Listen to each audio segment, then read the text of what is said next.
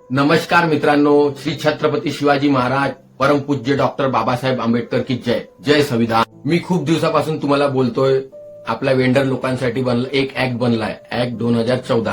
तुम्ही तो वाचा. पण भरपूर लोक बिझी राहतात, खूपशे वेंडर लोक जर वेळ नाही राहत, ते आपल्या कामात गुंतून राहतात, तर ते एवढी मोठी पुस्तक तर वाचू नाही शकत. तर तुमच्यासाठी एक छोटा शॉर्ट व्हिडिओ बनवलाय, तुम्ही हा व्हिडिओ पहा.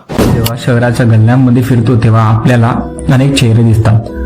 चहा विकणारे, पाणीपुरीवाले, भाजीवाले आणि बरेच काही. हे सगळे आहे पतविक्रेते. अनेक वर्षापासून त्यांच्या उपजीविकेवर कायम एक अनिश्चितपणे आणखी तलवार लटकलेली होती. पण 2014 साली भारत सरकारने एक महत्वाचा कायदा आणला.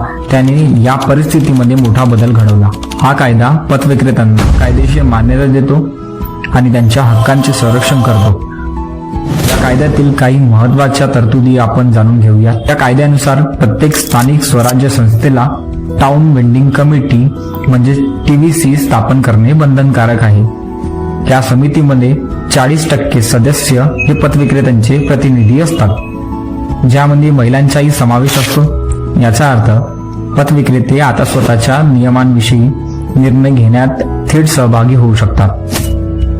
TVCचे पहिले आणि महत्वाचे काम म्हणजे त्यांच्या क्षेत्रातील सर्व पतविक्रेत्यांचे सर्वेक्षण करणे आणि त्यांना ओळखपत्र देणे. हे ओळखपत्र म्हणजेच एक प्रकारचे त्यांच्या व्यवसायाची कायदेशीर परवानगी आहे. हे मिळाल्यावर त्यांना कुणीही सहजासहजी हटवू शकत नाही. हा कायदा शहरामध्ये पतविक्रेत्यांसाठी विशिष्ट जागा म्हणजेच वेंडिंग झोन निश्चित करण्याची शिफारस करतो. त्यामुळे शहराचे नियोजन अधिक चांगले होते आणि वाहतुकीची समस्याही कमी होते. या कायद्यामुळे पतविक्रेत्यांना बेदखल करण्यापासून संरक्षण मिळते. हा कायदा केवळ नियमांसाठी नाही, तर तो देशभरातील लाखो पतविक्रेत्यांच्या जीवनात स्थिरता आणण्यासाठी एक महत्त्वाचे पाऊल आहे. यामुळे त्यांचे शोषण थांबते आणि त्यांना समाजात एक सन्मानित स्थान मिळते.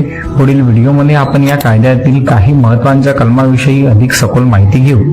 कसा वाटला तुम्हाला व्हिडिओ? तुम्हाला जर हा व्हिडिओ आवडला असेल, आणखी माहितीसाठी नवीन व्हिडिओ बनवू. नमस्कार.